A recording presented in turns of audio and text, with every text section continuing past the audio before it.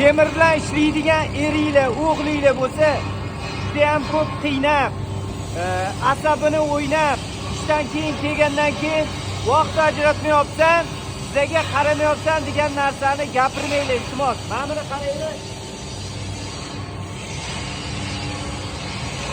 Bu hozir tozalaganimda chiqqan chang. Buni qanchasi ichiga tushadi? Sirachiklarning ichiga. Sirachiklarning yordamchisi umuman temir tezlik bilan ishlaydigan odamni ichiga tushadi mana shuni qaranglar.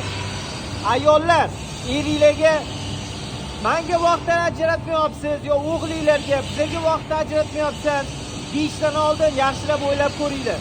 Biz umrimizni ketkizib, metalda ishlab, sizlar uchun yurimiz ertalabdan kechgacha. Sizlar uchun mana shu changni yutib yurimiz. Mana shu chang odam ichiga kirsa chiqmaydigan narsa. Bu hazm bo'lmaydi. Bu abadiy ichida qoladi. Mana shu changni yutib, hayotimizni xavf ostiga qo'yib, sizlar uchun temir tezlikda ishlab yurimiz. Iltimos, bizani ham to'g'ri tushuninglar, bizani ham qadrimizga yetinglar. Joninglar sog' bo'lsin.